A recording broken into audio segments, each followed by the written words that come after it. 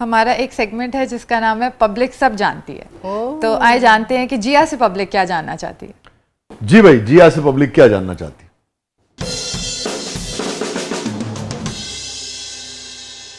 जिया जी, आप मॉडल भी हैं, कभी ऐसा हुआ है कि डिजाइनर ने पेमेंट ना की हो शो की और आपने कहा हो जोड़ा तब वापस मिलेगा जब पेमेंट करोगे?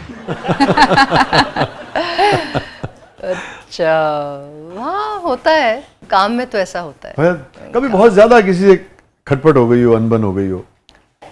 एक्चुअली मैंने काम ही इतना कम किया है, और अगर मॉडलिंग की बात की जाए तो मॉडलिंग में तो बहुत नए डिजाइनर्स को फेवर देते हैं। अच्छा अच्छा। ऑलरेडी डिसाइडेड होता है कि भाई पैसे कम होंगे या नहीं होंगे, अगले शूट पे हो जाएंगे। अच्छा अच्छा अच्छा। और मेरी एक नेचर में है कि मैं नए डिजाइनर्स को बहुत प्रमोट करती हूँ, you know.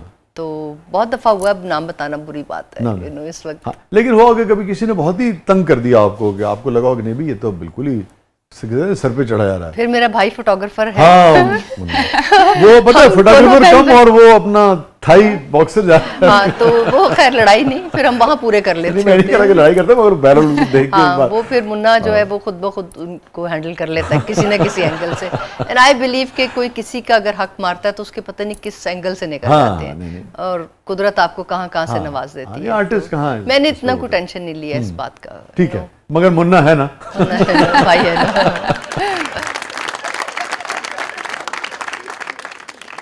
Ji Jiya madam, आप मेरा पहला क्रश हैं, आपका पहला क्रश कौन था? जनाब। ओह माय गॉड। मैं क्लास 7th में थी या 6th में थी, आई रिमेम्बर। और उन दिनों मुझे बस पे स्कूल जाना पड़ा। मैं यूजुअली साइकिल पे जाती थी, तो इस्लामाबाद में थी ना आप शायद? नहीं, मैं लाहौर में, लाहौर सेंट में। मैरी से मैं पढ़ी हुई हूँ, और गालिब मार्केट में हमारा घर हुआ करता था। तो उस तरफ बस स्टेशंस नहीं थे सेंट मैरीज जाने के लिए। इधर सुई गैस का जो एक बहुत बड़ा ऑफिस था उस तरफ थे। तो एक लड़का जो मुझसे थोड़ा बड़ा था, उसका वो मेरा पहला क्रश था, आई रिमेम्बर, बिकॉज मैं थोड़ा टॉमबॉयश से हूँ, और आज तक उसको शायद ये बात नहीं पता होगी। उस रास्ते गुजरने में मुझे लगता है कि मुझे एक यंग एज में होती है चीजें, दैट्स इट। तो आपको भूला नहीं कभी? नहीं, उसकी आंखें नहीं भूली आज तक। अच्छा।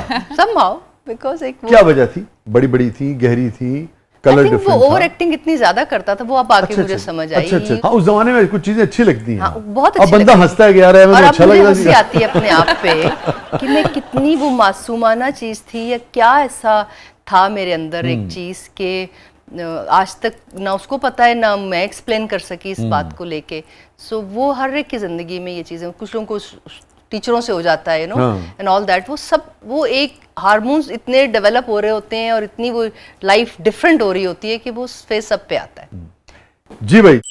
जिया जी, मैं आपका बहुत बड़ा फ़ैन हूँ, प्लीज़ मेरे लिए कोई गाना सुना दें या कोई अपना favourite dialogue. Oh my God.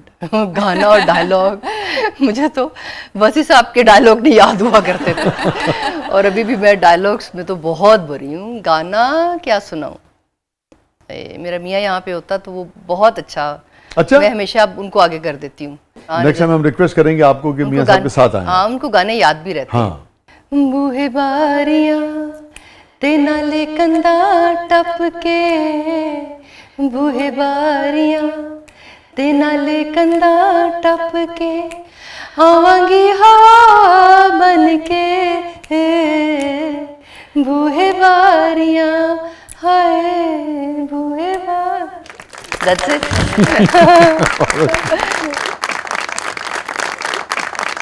कहीं नहीं जाइएगा, छोटे से वक्त बाद वापस आते हैं प्रोग्राम के मतलब में आपके लिए बहुत कुछ है। आप देख रहे हैं जबरदस्त।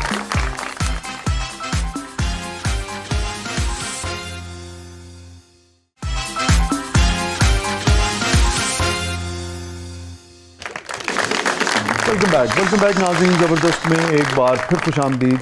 और जिया साहिबा, हमारा सेगमेंट है जिसका नाम है कैथारसिस।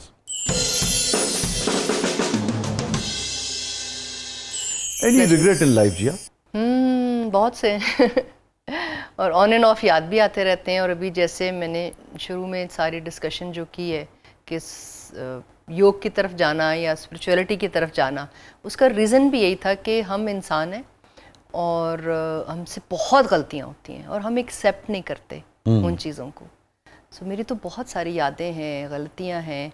अम्मी की बीमारी जब बहुत अरसे तक चल रही थी ना सर, तो मैं काम कर रही थी और ऐसे काम कर रही थी कि दिन रात मुझे हर वक्त मेरा सूटकेस पैक होता था। अम्मी लाहौर में होती थी और मैं कराची या मुल्क से बाहर। तो 2-3 दफ़ा अम्मी काफ़ी देर तक हॉस्पिटलाइज एडमिट रहीं। और मेरे अम्मी अब्बू की शायद सबको पता है कि हमारे अम्मी अब्बू की सेपरेशन हुई थी, तो हमारे पास एक माँ, एक सॉलिड रिलेशनशिप था सारे बहन भाई, सब बहन भाइयों के पास। तो अम्मी को ना नमक खाने से डॉक्टर ने मना किया हुआ था, उनका ब्लड प्रेशर बहुत हाई हो जाता था और वो हार्ट के लिए भी सही नहीं होता था, कोमा में भी चली गई एक दफ़ा। सो आई रिमेंबर उनके मरने से कोई कुछ दिन पहले she had lot of salt और ब्लड प्रेशर हाई, और हम कराची में थे। और मेरा ये जो गुस्सा, हम एक्टरों को ना बहुत गुस्सा होता है, हमें बाहर के कामों के भी गुस्से होते हैं, हम सारे आके घर पे ही निकालते हैं। और मैंने वो गुस्सा अम्मी पे निकाला था। ओह। आई रिमेंबर कि कुछ चीज़ मेरे हाथ में थी और मैंने आज तक कभी ये मेरा बिहेवियर, किसी ड्रामे की शूट भी करनी हो तो बड़ा मेरे लिए मुश्किल होता है, मुझे बड़ा रोल को तारी करना पड़ता है। वो मैंने चीज़ उठा के एक दीवार पे मारी थी घर में।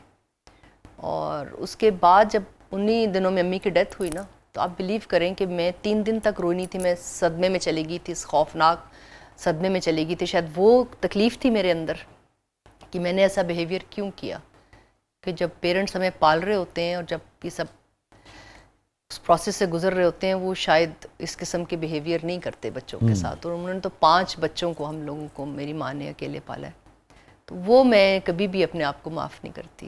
मैं जितना मर्ज़ी योग कर लूँ, जितने मर्ज़ी कर लूँ, वो चीज़ मेरे अंदर अभी भी तकलीफ। और जो भी आपका मामला हो गया था, इसके कितने अरसे के बाद उनका इंतकाल हुआ? कुछ दिनों के बाद। मगर आपने उनसे माजरत कर ली थी? नहीं की ना। अच्छा, वो रह गई। ओह, अच्छा। मैं अच्छा, चली गई, अपना गुस्सा वुस्सा करके मैं इस्लामाबाद चली गई। अच्छा। And she is gone. वो लाहौर चली गई, ईद के दिन थे, छोटी ईद के दिन थे, और वो लाहौर चली गई। ईद के तीसरे दिन उनकी डेथ हो गई और मैं माजरत नहीं कर। और मैं ऐसे शॉक में चली गई थी कि मैंने 3 दिन तक मैं रो नहीं पाई थी।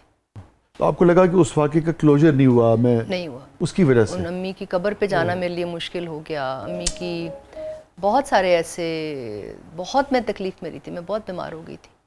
मेरी शादी होने वाली थी उन दिनों में, वो एक सारा बिखर गया सारा उनके जाने के बाद। अभी कि हम तैयार थे कि अम्मी ने मरना है, हर इंसान ने मरना है। अब आके मुझे समझ आ गई, अब मुझे, जैसे मेरे भाई की डेथ हुई है पिछले कुछ सालों में, तो अब एक्सेप्टेंस आ गई है। लेकिन जो हम एक दूसरे को अपनी अंदर की महरूमियों की वजह से, जब हम बहुत क्लोज के लोगों को और उनकी बीमारी के दिनों में जो दुख देते हैं ना, वो नहीं भूलने वाले होते, वो नेक्स्ट टू इम्पॉसिबल होता है।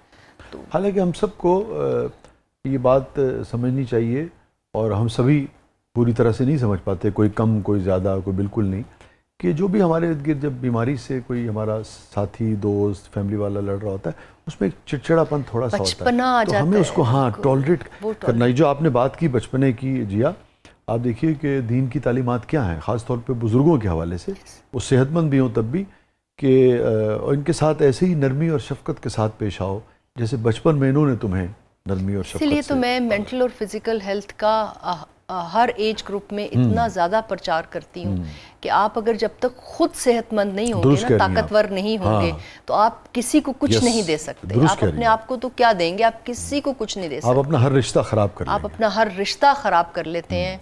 पैसा और पावर और शोहरत कुछ मायने नहीं रखती अगर आप उस वक्त ख्याल ना कर सकें उस अपने का या किसी गैर का भी, जब वो तकलीफ़ में है या जब वो किसी पेन में है, तो उसका ख्याल ना अगर कर सकें तो बड़ा होता है। तो ये एक चीज़ है। मैं आपको इसकी दाद देना चाहूँगा, बड़ा हौसला चाहिए इस पाए का सच शेयर करने के लिए। हम देखते हैं कि जब भी हमारे दोस्त इस खुलूस के साथ इस नौयत का सच शेयर करते हैं, तो हम देखते हैं कि लोग उससे बहुत सीखते हैं। बिल्कुल जी, हम लोगों को अंदाज़ा होता है कि हम सब गलतियाँ करते हैं, उससे बड़ी बड़ी गलतियाँ की होती हैं, मुख्तलिफ तरह की बड़ी गलतियाँ की होती हैं। अगर आप एक्सेप्टेंस में आ जाए ना, मैं समझती हूँ हम अब करते रहेंगे जब तक हम कब्र में नहीं चले जाते, हम गलतियाँ करते रहेंगे। लेकिन अगर आप एक्सेप्ट करने शुरू हो जाएं अपनी गलतियों को, तो मुझे लगता है कि वो सुधार अपने अंदर आने शुरू हो जाता है। जी, आप ये फरमाइए, कोई ऐसी बात ज़िंदगी में जो आपको गिल्ट में मुब्तला रखती हो, कॉन्शियस ज़मीर से ना कचोके लगाता रहता हो कि जिया अली, ये मुझसे ज़िंदगी में इस मामले में गलती हुई? अब शादी के बाद मुझे लगता है मेरा जो मियाँ है इमरान, जैसे पहले मुझे लगता था, कॉन्फिडेंटली मैं टीवी पे बैठ के बहुत दफ़ा कह देती हूँ कि मैंने बहुत सारे रिश्तों को ना की, शादी मेरी लेट हुई, इट्स ऑब्वियस सी बात है, मैंने बहुत सारी हरकतें ऐसी की होंगी जिसकी वजह से मैं एक्सेप्ट नहीं कर पा रही थी। मुझे लगता है पेरेंट्स का रिलेशनशिप भी वो उतना परफेक्ट नहीं गुजरा, तो ये भी मेरे अंदर एक खौफ था। रिश्ते से डर गई थी आप? इस रिश्ते से डर गई थी मैं, और बड़ी परफेक्शन वाली एक मामलात की तरफ चल पड़ती है इंसान की, यू नो, जो आपका वो होता है। सो वो मुझे लगता है अब शादी के बाद जो एग्जैक्टली जिन चीज़ों से मैं डरती थी, और इमरान की, मेरे मियाँ की दो एक्सट्रीम साइड्स हैं, यू नो, और मुझे लगा कि ये मेरा एक सिर्फ खौफ था, यू नो, ये मेरा एक सिर्फ खौफ था। इस चीज़ को एक्सेप्ट मैंने ही करना है, आप कभी किसी को बदल नहीं सकते।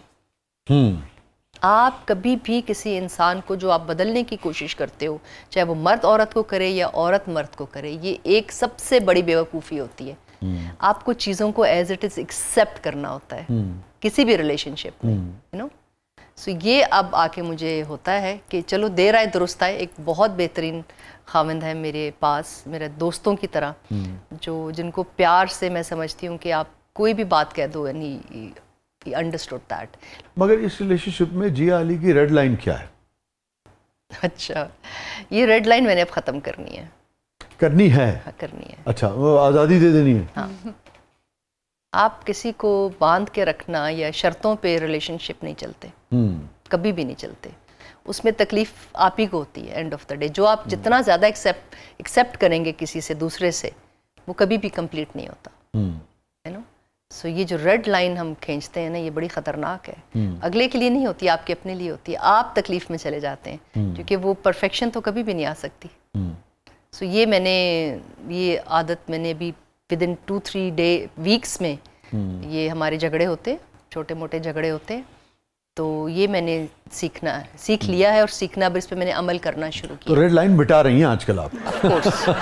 Of course.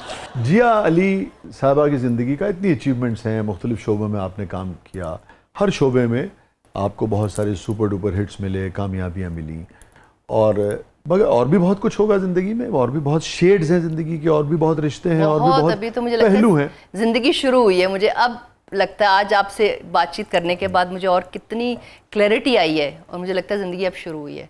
मैं इस पेस पे चल रही हूँ। इज़्ज़त अफ़ज़ाई का शुक्रिया।